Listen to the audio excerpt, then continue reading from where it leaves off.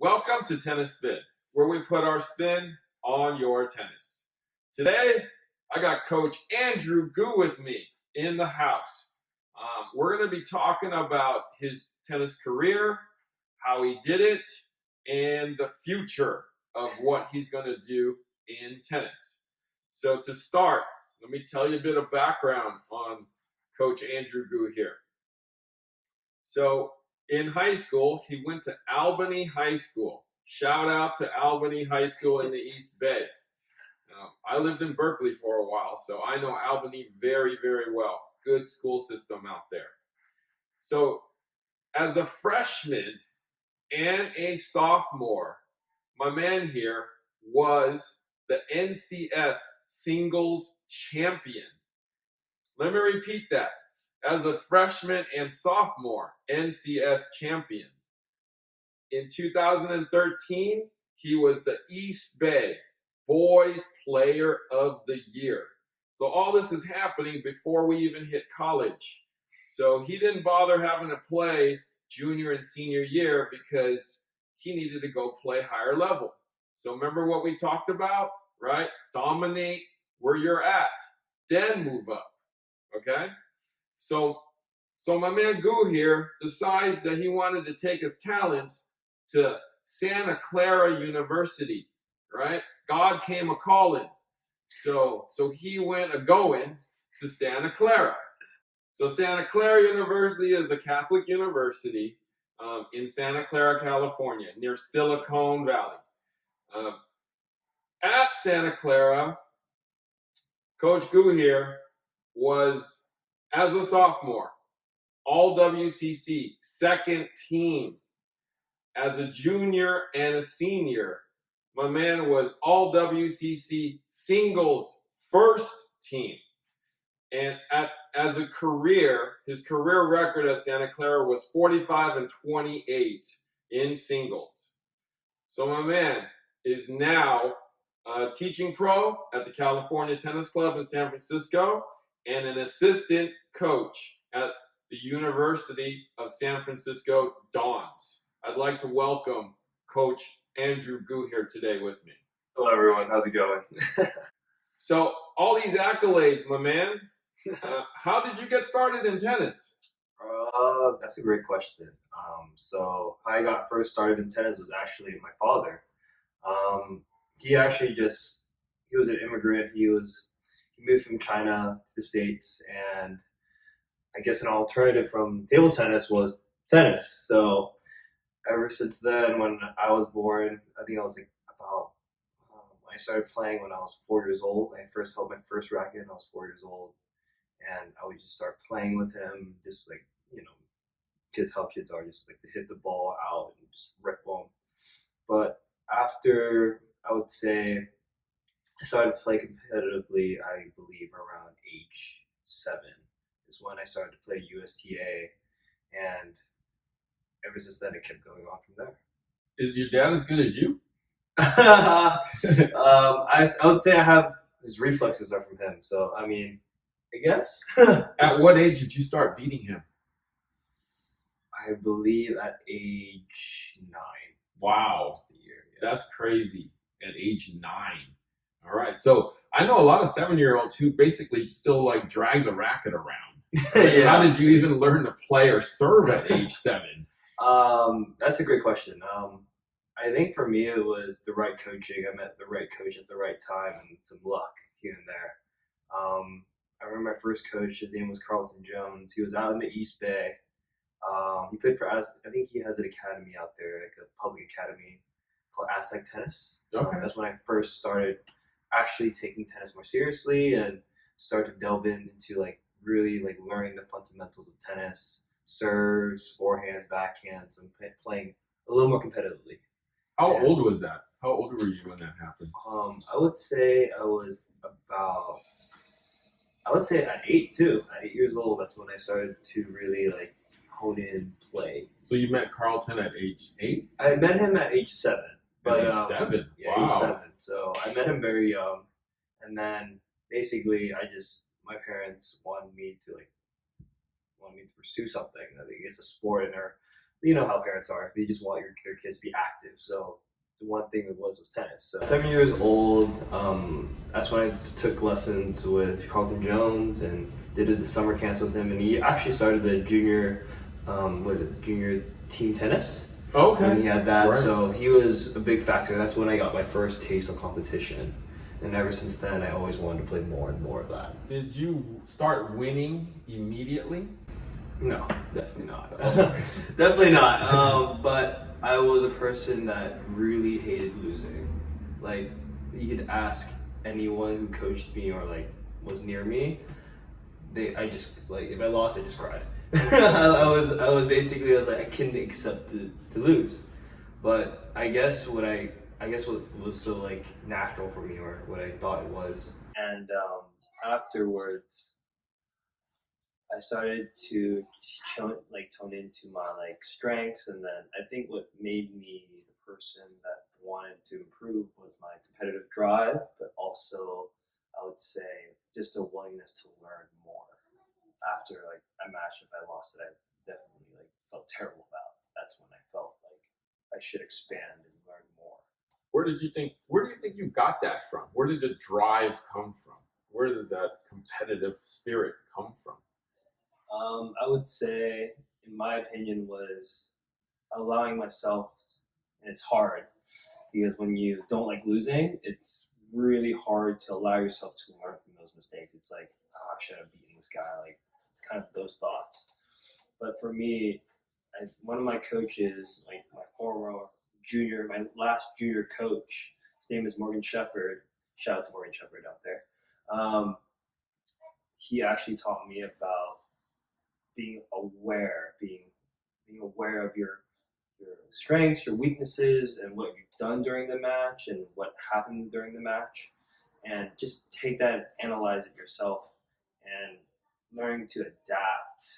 All these things that help me grow as a person, but on and off the court. So learning just to accept failure, and then growing upon that and using the failures as your strengths, I would say. And what pushed me to keep learning, or just to keep myself engaged more, was I was just competitive. I was willing to do whatever it takes to become great. So learn from your mistakes, guys, right? Like, don't be that hard-headed person, going out there and basically just over and over again, go out there with what you got, and then win or lose, you're going to do the same thing over and over again. Yeah. Well, the same result's going to happen. You're going to lose, right? Yeah.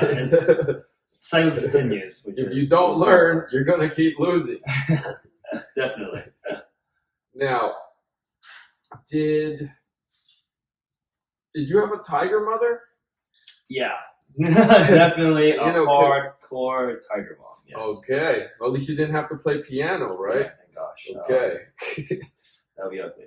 Okay. Shout out to mom out there. Yeah. Thank you for loving us. Now, Morgan Shepherd. Mm-hmm. Did he teach you the strokes you have now? I would say the coaches that I've been with, using their tips and using their philosophies on their strokes. I have a blend of their methodology, and also I like to experiment. So they can teach you the fundamentals. I love how coaches can teach you the fundamentals. But when it comes to playing tennis, right, the ball moves, right? There's no such thing as feeding the ball like here. There's gonna be a forehand right to you, right? So there's no such thing as that. So like for me, I love to have that awareness, like I said before, being aware of your own body and learning how to read the ball in different ways. And for me, I just use their philosophy plus my kind of awareness and adaptation of how to learn like my strokes, like my forehand and my backhand, and kind of like mix that together.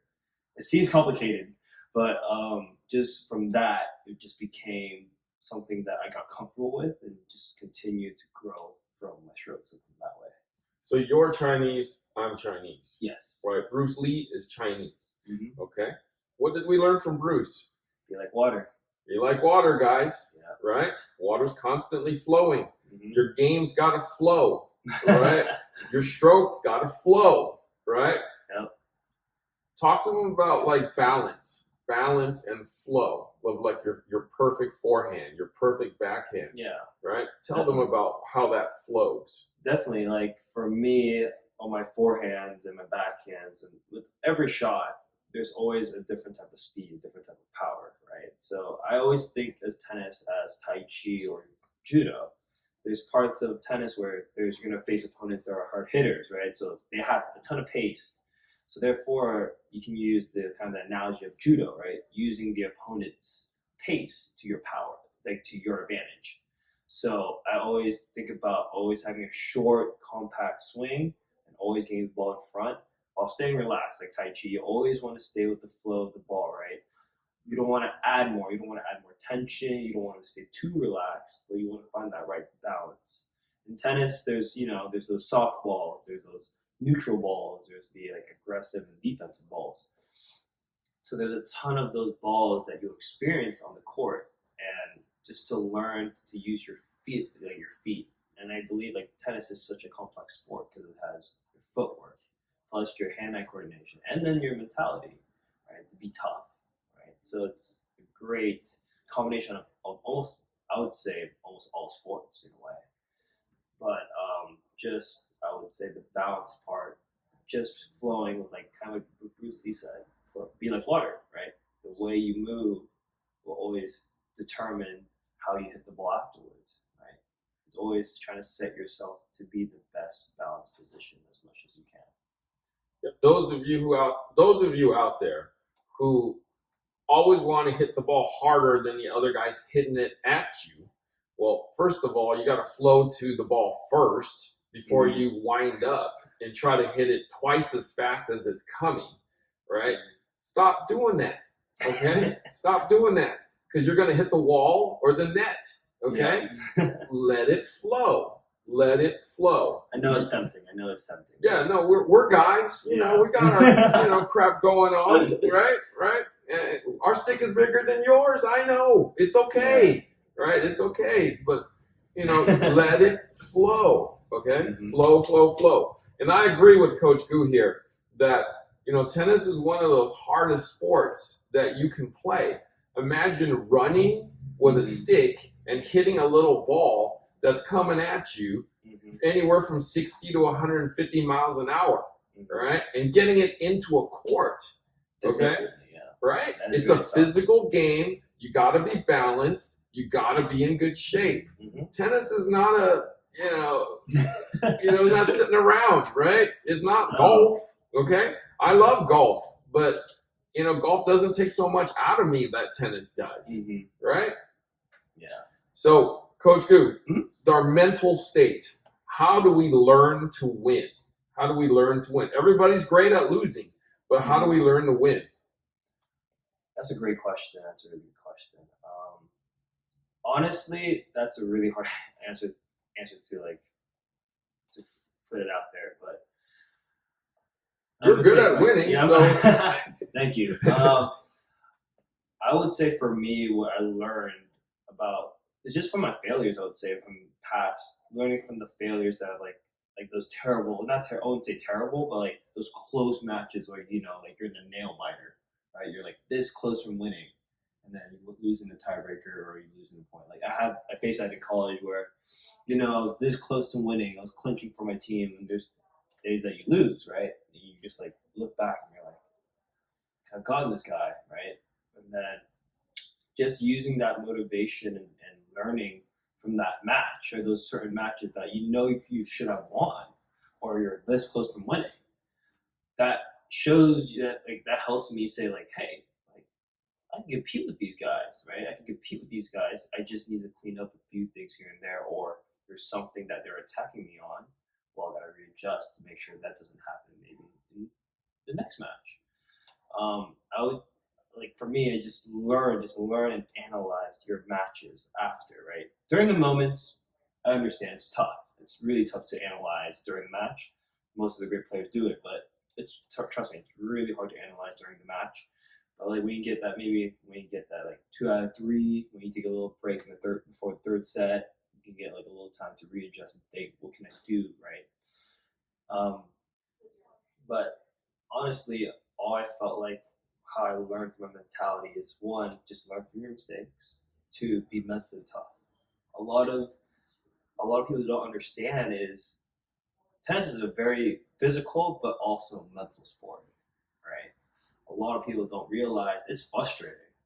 Right? Oh yeah. When you lose, it's frustrating. Like there's balls that you like. It's kind of like basketball or any type of sport. You have an easy shot and you miss the layup, or you swing and a miss, right? You have that frustration. It's just channeling that the right way.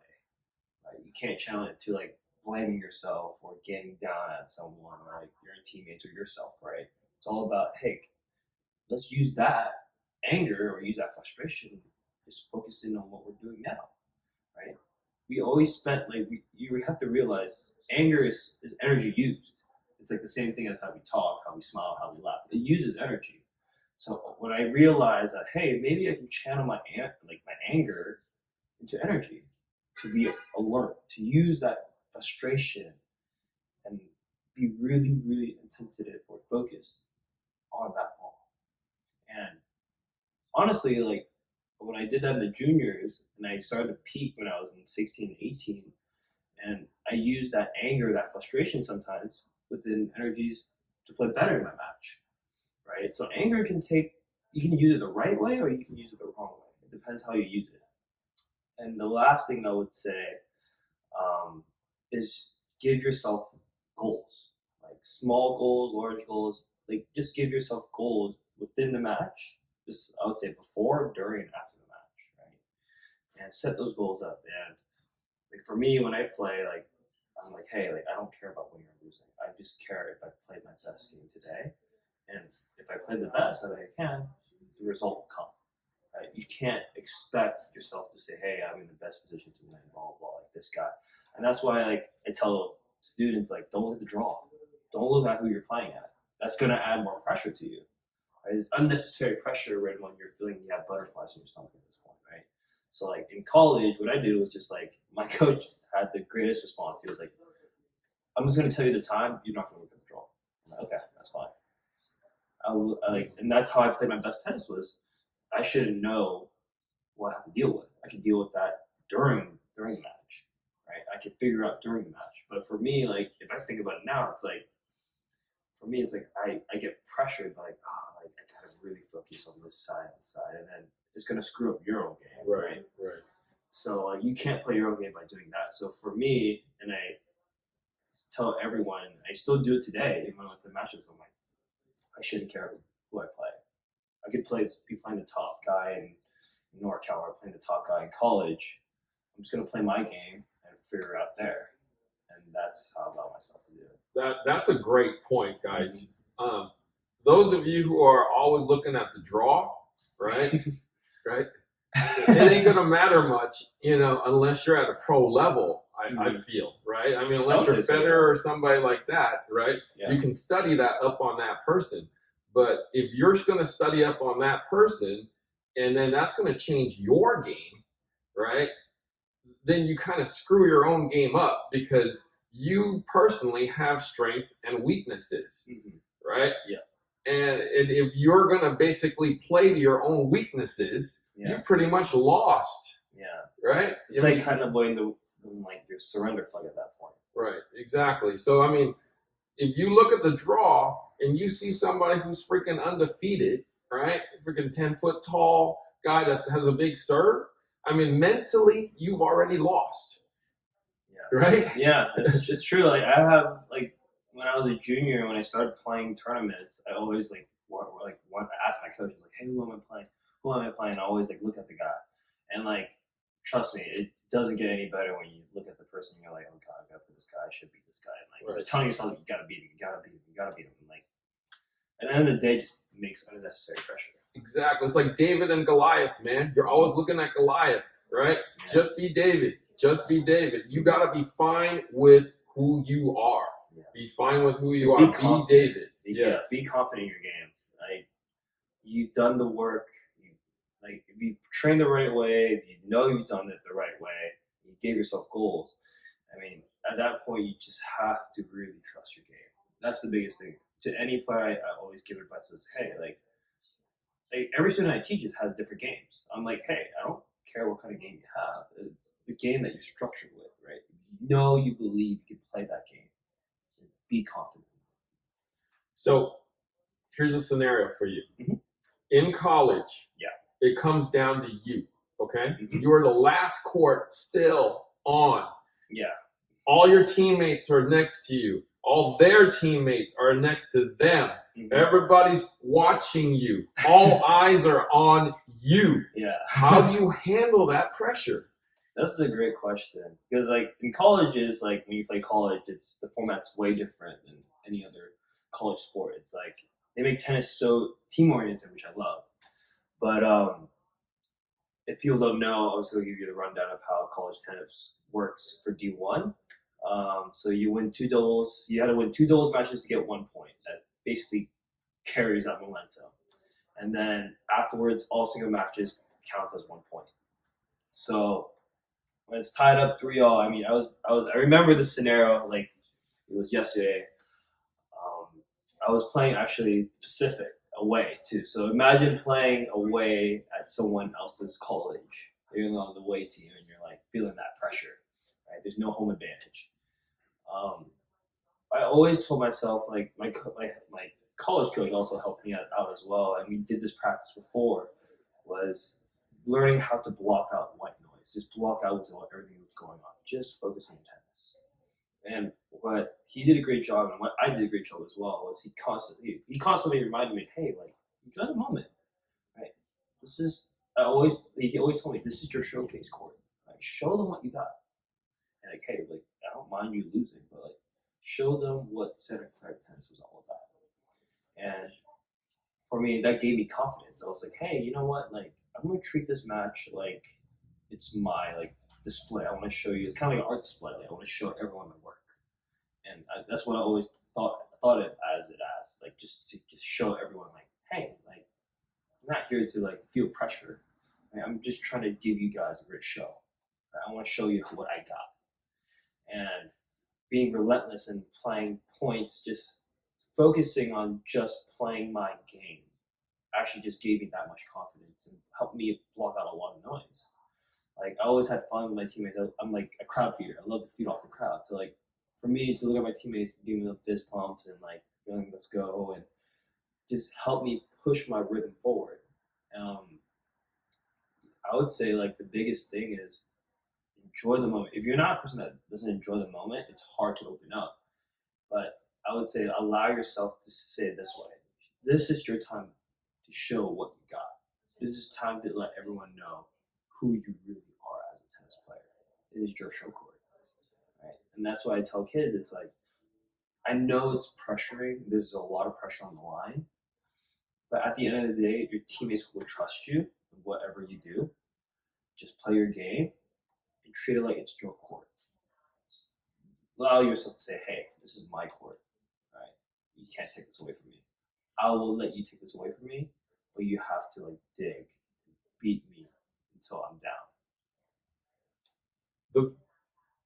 The best players show up during the biggest moments, right? Do not be shy about it, right? Come up big, right? Block out what you can, right? No pressure, right? No pressure. There's a reason why you're there. There's a reason why you're there. You deserve to be there, right? Your job now is to show everybody why and how you got there, right? Yeah. Is that right? That's correct. Okay, you deserve to be there. Time to show them what you got. You are on center stage, center court. Go out and show them what you got, right? Yep, definitely. Okay, so Coach Gu, Yes. what does the future hold for you? Are you going to turn pro? Because we've talked about this before. Yeah. So for me right now, I mean, with COVID and everything, I was planning to play pro, trying to play some pro doubles. But if that doesn't work out, if I play a year or two and see how that goes, if it doesn't work out, I would say I do want to be within the college coaching world or just coaching in general in tennis. Since since tennis gave me such like a self identity in a way. Like tennis is the way I express myself. So I was a really shy kid. I was really timid, didn't know how to speak much, wasn't very open with people. Until I came to tennis, it's just a different attitude I had. It's something, a passion that I love to learn, grow from.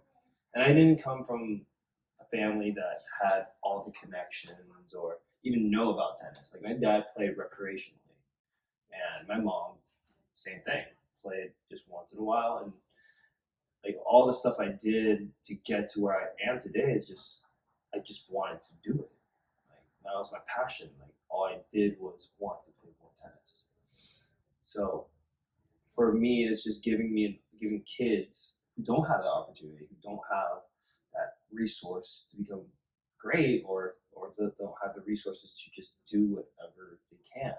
Right? Not no connections, just kind of figuring out themselves. I just want to give those kids a chance, to say, hey, you're not alone. Like I'm gonna help you through this. And I believe that's why I always wanted to give back to the tennis community, because it's just what have I done before and now. I just want to give back to those people. Oh, that's awesome. So tennis gave you a voice Mhm. and an identity, Yeah, right? definitely. So you want to help kids kind of do the same thing, Mhm. right? Yeah, That's awesome. yeah, That's awesome. yeah. So I want to thank Coach Gu here for being with me. I hope you guys enjoyed this interview. We're going to keep doing Gu as long as we can, and as long as he's up for it. Okay? So Definitely. thank you guys. Thank you, Of course. Gu. Thank you. So if you want to follow my man, Coach Andrew Gu, where can we find you? You can find me at agu.tennis, and I'll be posting up drills, footwork, and more collaborations with tennisspin over here. So check the content out. Follow my man. Thank you for watching Tennis Spin, where we put our spin on your tennis.